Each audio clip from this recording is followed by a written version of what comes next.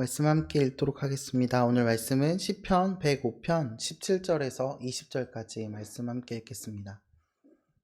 제가 한 절, 여러분들한테 교독하고 마지막 절 같이 읽겠습니다. 그가 한 사람을 앞서 보내셨으며 요셉이 종으로 팔렸도다. 곧 여호와의 말씀이 응할 때까지라. 그의 말씀이 그를 단련하였도다. 왕이 사람을 보내어 그를 석방하며 뭇 백성의 통치자가 그를 자유롭게 하였도다. 아멘. 반갑습니다. 옆 사람에게 이렇게 한번 인사해 보겠습니다. 끌려가는 인생 되시길 소망합니다.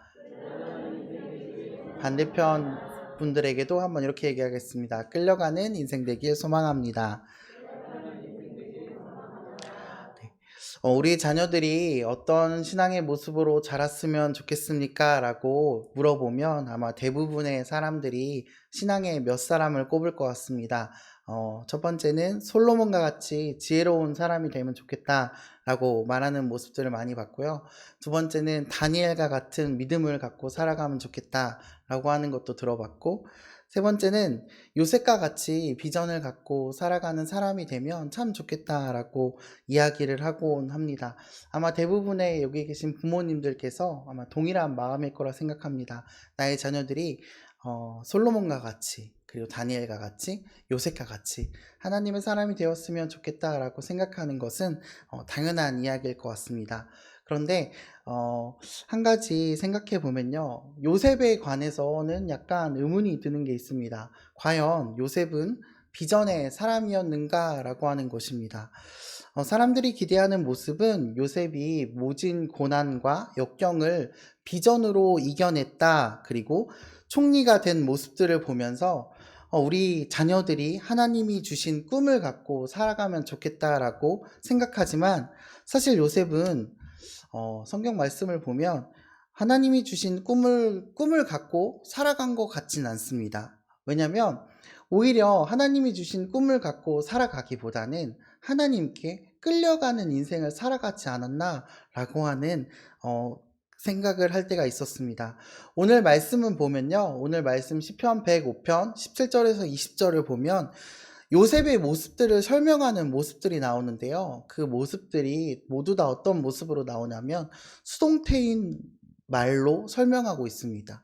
그러니까 보내셨으며 매였으니 단련하였도다. 능동적으로 자신이 선택해서 그 어떤 일을 행했다는 말씀은 하나도 없고요, 모두 하나님께서 이끄시는 대로 그 요셉이 그의 삶을 살아갔다라고 하는 것입니다. 그러니까 요셉이 비전을 갖고 꿈을 갖고 그 꿈대로 인생을 내 주관대로 살아간 것이 아니라 하나님께서 인도하시는 대로, 하나님께서 이끄시는 대로, 하나님께서 이렇게 끌어가시는 대로 그 끌려다니면서 살아갔다라고 하는 것입니다. 그러니까 다시 한번 말하면 요셉의 인생은 비전을 따라가는 삶이 아니라 하나님께 끌려가는 인생이었다라고 하는 것입니다. 요셉은 꿈을 꾸었지만요, 요셉이 옛날에 꿈을 꾸었던 그 꿈이 지금 나의 삶에 어떠한 영향이 있는지 전혀 알지 못했습니다. 왜냐면요, 너무나 힘든 삶이었기 때문에 그 꿈이 나와 무슨 상관이 있는지 전혀 알지 못했다라고 하는 것입니다.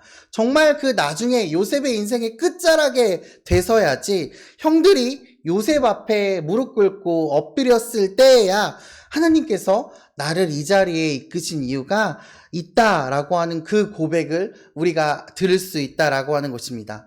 그 전까지는요, 요셉의 인생은 너무나 험난한 인생을 살았기 때문에 그 꿈조차 기억할 생각도 없고 그 꿈을 기억할 시간도 없었다라고 하는 것입니다. 요셉의 삶을 생각해 보면 요셉의 삶은 고난의 연속이었다라고 할 수 있습니다. 아주 사랑받으면서 자랐던 막내의 그 자리에서 이방인의 종의 신분이 되고, 그리고 이방인 종의 신분으로 끝나는 것이 아니라 감옥까지 가게 되었습니다. 이러한 어려움과 고난 속에서 요셉은 어떻게 그 고난을 이겨냈을까? 오늘 이 말씀을 통해서 우리가 같이 한번 생각해 보면 좋겠습니다. 요셉은 그런 어려움 가운데서요, 불평하거나 피하지 않고 그 자리에서 묵묵히 견뎌냈다라고 하는 것입니다. 요셉의 삶을 보면 가장 사랑받는 막내 아들의 인생에서 이방인, 노예의 신분으로 순식간에 변하는 것을 보게 됩니다. 그러다 보니 그는 절망에 가까운 삶을 살아갔다라고 합니다. 고난도 이런 고난이 없습니다. 어린 나이에 이방인의 종으로 팔려가는 것은 그가 그 어렸을 때 꿈꿨던 그런 장밋빛 인생이 아니었습니다. 오히려 회색빛 인생, 더 이상 나아질 것이 하나도 없어 보이는 그런 인생을 살아갔다라고 하는 것입니다. 누구라도 요셉과 같은 인생을 살아간다면 아마 절망할 수밖에 없었을 것 같습니다. 한 치 앞도 보이지 않기 때문입니다. 그럼에도 불구하고 요셉은 이렇게 말하지 않습니다. 내 인생은 망했어. 내 인생은 답이 없어 하면서 주저앉지 않았다라고 하는 것입니다. 정말 어린 나이였지만 자신에게 주어진 고난을 피하지 않고 묵묵히 그 자리에서 버텨냈다라고 하는 것입니다. 여기에 고난을 이기는 비결이 있습니다. 보디발 장군의 종으로 열심을 다한 결과 그 요셉은요, 아주 자그마한 성공, 그러니까 세상의 기준으로 봤을 때는 굉장히 작은 성공이지만 자그마한 성공을 이루어냅니다. 뭐냐면요, 하나님께서 요셉과 함께 하심으로 그 요셉이 보디발 가정의 총무로 지낼 수 있게 됐다라고 하는 것입니다. 말씀을 보면요, 보디발이 그의 모든 재산을 요셉에게 위탁하였다라고 말하는 것을 보게 됩니다. 종에게 자신의 재산을 모두 맡긴다라고 하는 것은 어지간한 신뢰가 없으면 쉽지 않은 일일 것입니다. 누군가에게 우리의 재산을 맡긴다라고 하는 것은 굉장히 믿을 만한 사람이고 그 사람이 나의 재산을 잘 관리해 줄 것이다라고 하는 확신과 신뢰가 있어야만 그 일이 가능하지 않겠습니까? 요셉이 그런 인정을 받았습니다. 어떻게 이러한 삶을 살 수 있었을까요?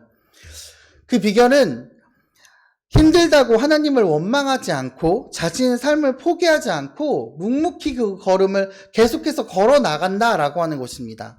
비록 나의 삶이 지금은 어렵고 힘들지라도 그 길을 묵묵히 걷다 보니 어느새 그 고난이 지나갔다라고 하는 것입니다. 우리 인생을 살아가다 보면 우리도 이런 일들을 경험하진 않습니까? 나에게 있어서 엄청나게 큰 일인 것 같은 어떤 문제가 나에게 다가옵니다. 그 문제 때문에 내가 너무나 힘들고 내가 정말 절망할 수밖에 없고 나의 숨이 턱턱 막히는 것 같고 내가 정말 앞을 한치도 볼 수 없지만 어느새 그 일이 시간이 지나고 나면요, 그 일은 나에게 아무런 문제가 되지 않음을 깨달을 때가 있다라고 하는 것입니다. 또한 그런 어려움을 겪게 하신 이유도 그 어려움을 겪을 때는 내가 잘 알지 못합니다. 하나님, 왜 나에게 이런 시련 겪게 하시나요? 왜 나에게 이런 어려움들이 나에게 찾아올까요? 라고 고민하지만 그때는 답은 알 수 없었지만 시간이 지나고 나면 하나님께서 나에게 그때 그 고난을 주신 이유는 이 때문이었구나 하고 깨달아지는 시기가 있다라고 하는 것입니다. 마치 어렸을 때는 어떤 큰 문제가 너무 커 보여서 나에게 내 키보다 높은 거대한 담과 같이 느껴질 때가 있습니다. 그 담을 그때는 담 밖을 보지 못했다면 시간이 지나고 나면요, 제가 이제 자라나는 겁니다. 그러고 나면 이제 그 담은 내 시선 위에 있는 게 아니라 내 시선 아래에 있게 된다라고 하는 것입니다. 그렇게 되면 담은 나에게 아무런 방해가 되지 않는다라고 하는 것입니다. 요셉의 인생이 그러한 인생이지 않았을까 생각해 봅니다. 거대한 문제같이 보였지만 포기하지 않고 하나님께서 나에게 맡겨주신 그 일들을 묵묵히 하다 보니까 어느새 커다랗게 보이던 나의 담들은 어느새 나보다 작아져 있고 어느새 그 문제들은 나에게 문제가 아님이 됐다라고 하는 것입니다. 고린도후서 1장 5절 함께 읽어보겠습니다. 시작.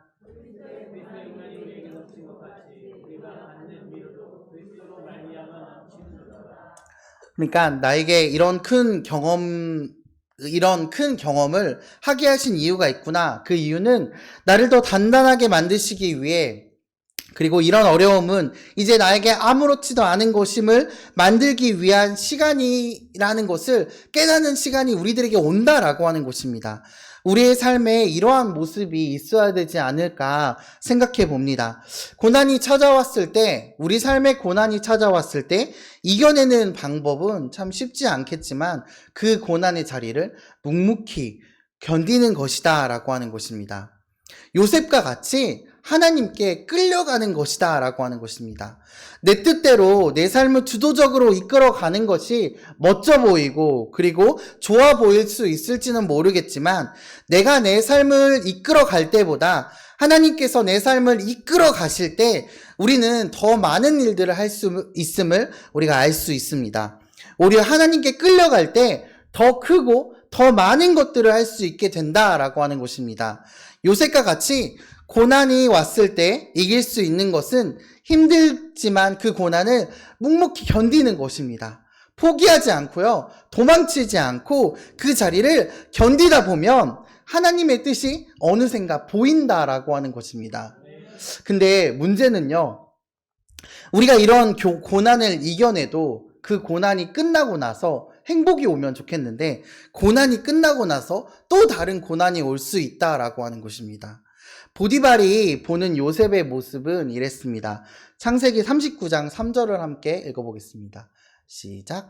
그의 주인이 여호와께서 그와 함께 하심을 보며 또 여호와께서 그의 범사에 형통하게 하심을 보았더라. 그러니까 보디발은요 요셉을 보면서 하나님이 요셉과 함께 하는구나 라고 하는 사실을 알고 그것 때문에 보디발에게 인정을 받게 됩니다. 얼마나 열심히 살았을까요? 종에서 그 주인에게 인정받아서 그 가정의 총무까지 가기까지 얼마나 주인이 보는 앞에서 열심히 행했을 것이며 보이지 않는 그 모습 가운데서도 얼마나 열심히 맡은 일을 했을까요?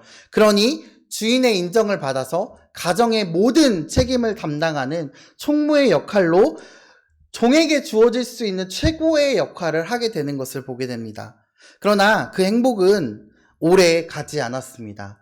왜냐하면 보디발의 아내가 그 요셉을 좋게 보고 유혹하기 시작하는 것입니다. 얼마나 어렵게 이 자리에 올라왔을까요? 보디발이 이 가정에서 이 요셉에게 허락하지 않은 것은 아무것도 없었습니다. 단 하나 있다면 그의 아내였습니다. 그의 아내가 요셉을 유혹하고 있다라고 하는 것입니다. 그때 요셉은 어떻게 했을까요? 여기에서 고난을 이기는 두 번째 방법이 나오는데요. 고난은 묵묵히 견뎌내야 되지만 우리가 죄의 유혹은 피해야 된다라고 하는 것입니다. 시편 1편 1절에 이렇게 나와 있는데요. 함께 읽어보겠습니다. 복 있는 사람은 악인들의 꾀를 따르지 아니하며 죄인들의 길에 서지 아니하며 오만한 자들의 자리에 앉지 아니하고.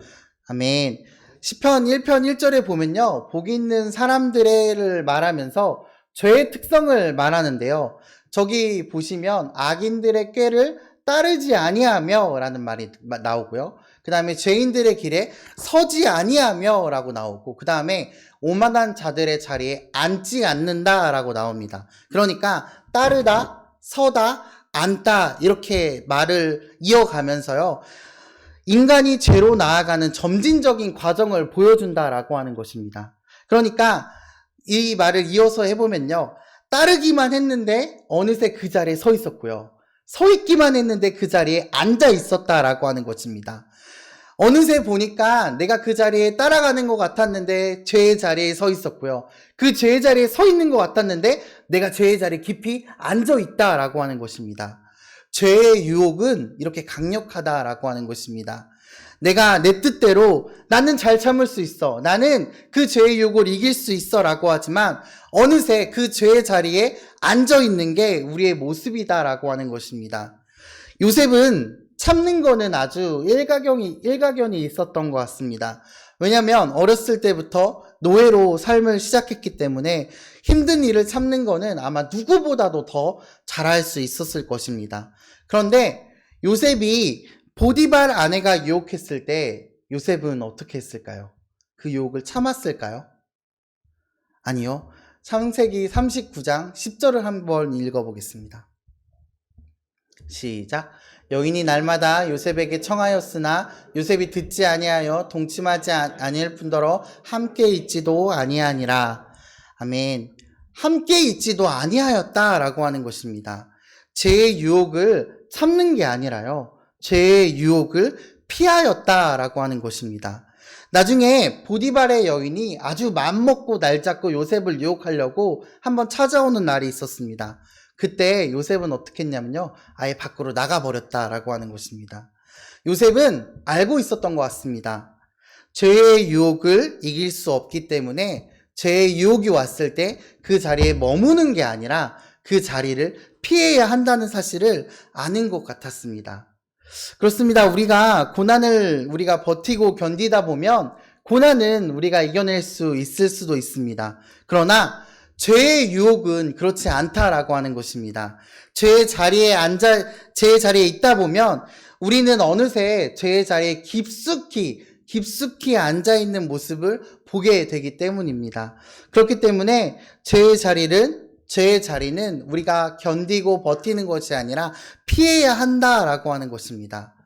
고난이 왔을 때요, 우리들에게 죄의 유혹이 함께 올 수 있습니다.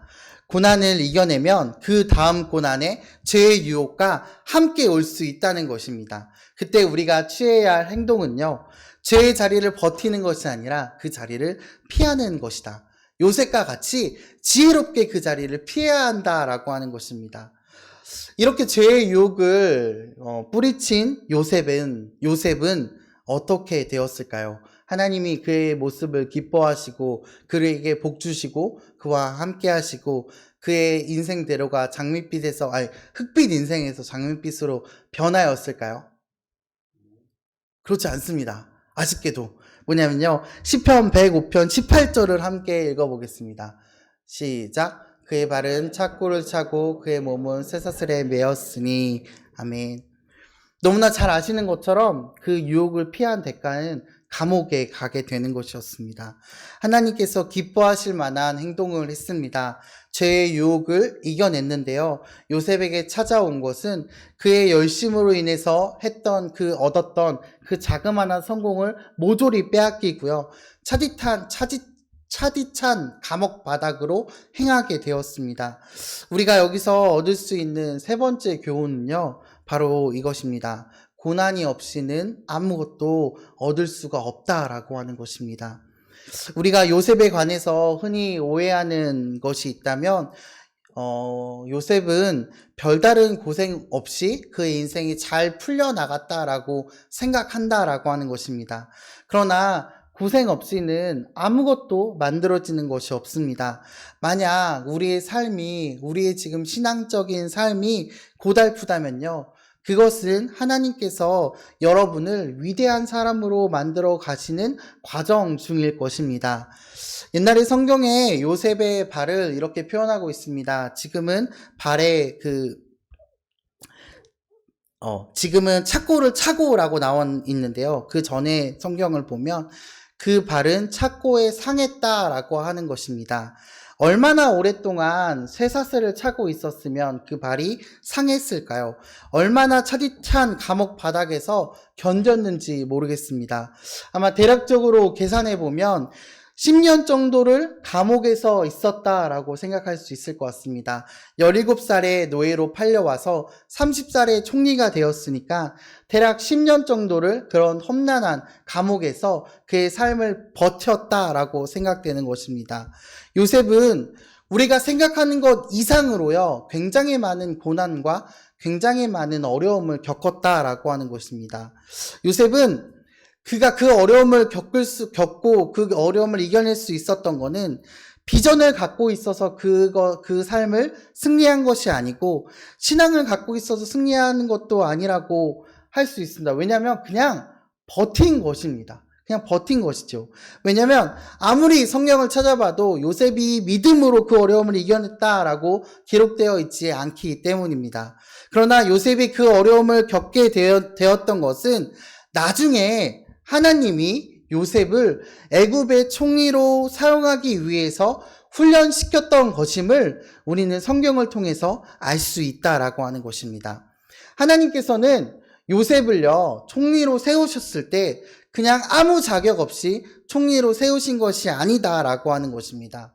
총리가 될 수 있도록 그만한 수준으로 요셉을 만드셨다라고 하는 것입니다.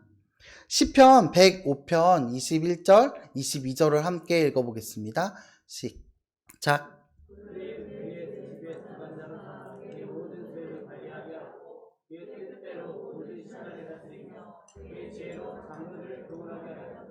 아멘. 자, 30살의 요셉은요, 온갖 순환을 다 겪은 사람이었습니다. 그러다 보니 그의 수준은 일반 사람들의 30살의 수준과 정말 달랐습니다. 21절을 보게 되면 그의 뜻대로 모든 신하를 다스렸다라고 말합니다. 그 말은 신하들을 자르고 신하들을 등용시킬 수 있었다라고 하는 것입니다. 그의 눈은 보는 눈이 있었다라고 하는 것입니다. 그리고 21절에 계속 나오는데요. 장로들을 교훈하였다라고 말하는데요. 당시 장로들은 종교인이고 제사장급 사람들로서 왕에게 나아가서 왕에게 자문을 구하는 굉장히 나이 많고 높은 직책에 갖고 있는 사람들이었습니다. 그런데 그 사람들을 토론하다, 그 사람들과 이야기하다가 아니라 그 사람들을 교훈하다라고 말하는 것은요, 그런 사람들에게 교훈을 할 수 있을 정도의 식견과 소견이 있었다라고 말하는 것입니다. 나이 많은 사람들을 왕과 직면하여서 만나서 말할 수 있는 사람들에게 교훈할 수 있을 정도의 수준이 있었다라고 하는 것입니다. 이러한 일을 할 수 있었던 원인은 그가 감옥살이에서부터 시작되었다라고 하는 것입니다. 이러한 요셉은요, 이제 어떠한 고난이 올지라도 쉽게 넘어지지 않는 사람이 되었습니다. 이제 웬만한 고난은 고난이 아닐 수 있도록 넘어갈 수 있다라고 하는 것입니다. 우리가 이런 모습으로 살아가야 하지 않겠습니까? 우리가 너무 힘든 고난 가운데 거하고 계신 분들이 있다면 요셉을 한번 생각해 보시면 좋겠습니다.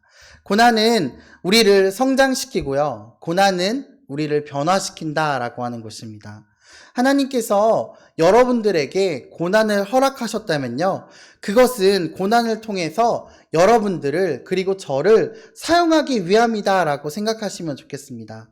그 고난을 요셉과 같이 잘 이겨낼 수 있는 여러분이 되었으면 좋겠습니다. 사람은 누구나 다 고난을 경험하며 살아갈 수밖에 없다라고 하는 것입니다. 고난을 피할 수 있으면 좋겠지만 피할 수 있는 방법은 사람이라면 없다라고 하는 것입니다. 그렇다면 우리는 어떻게 해야 되냐면요, 그 고난을 잘 이겨내야 된다라고 하는 것입니다. 이겨내는 방법은 요셉과 같이 그 고난의 길을 피하지 않고 그 고난의 길을 도망치지 않고 그 고난의 길을 묵묵히 견뎌내는 것이다 라고 하는 것입니다.